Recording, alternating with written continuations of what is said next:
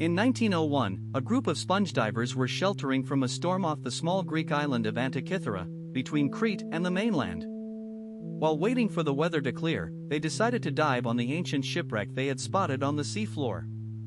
They expected bronze statues and amphorae. What they brought back changed our understanding of ancient civilization. Among the artifacts was a corroded, encrusted lump of bronze about the size of a shoebox. The Greek archaeologists who received it had no idea what they were looking at. It sat in a basement of the National Archaeological Museum in Athens for more than 50 years. When researchers finally examined it carefully, in the 1950s and 70s, they realized it contained gears. Dozens of gears, perfectly cut, mathematically arranged.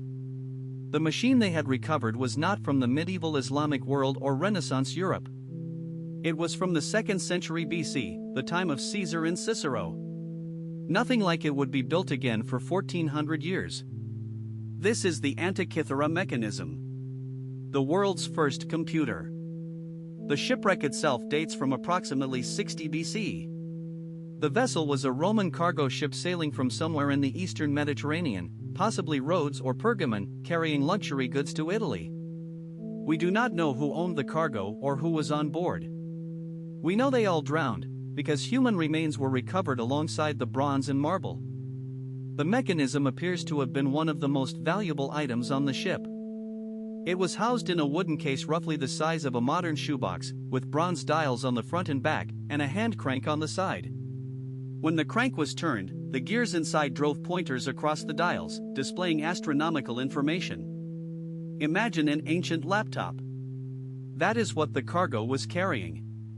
The mechanism contained at least 30 interlocking bronze gears. Modern X-ray and CT scanning, conducted starting in 2005 by the Antikythera Mechanism Research Project, revealed gear ratios so precise they could only have been achieved by craftsmen who deeply understood mathematics and astronomy.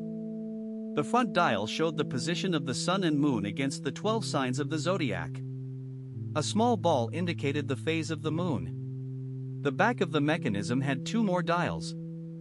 One predicted the dates of solar and lunar eclipses for centuries into the future, using a pattern called the Saros cycle that the Babylonians had discovered earlier but never built into a machine.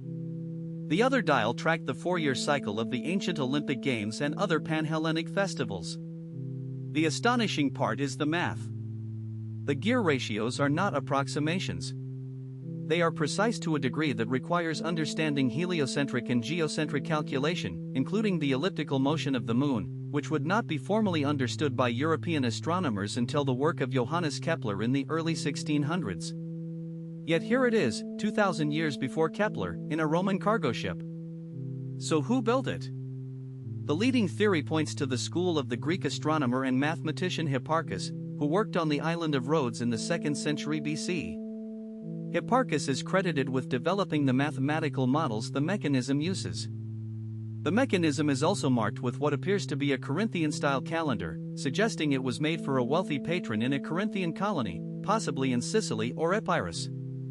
Some inscriptions inside the case mention the city of Syracuse, raising the question of whether the mechanism was associated with the school of Archimedes, who was killed in the Roman siege of Syracuse in 212 BC.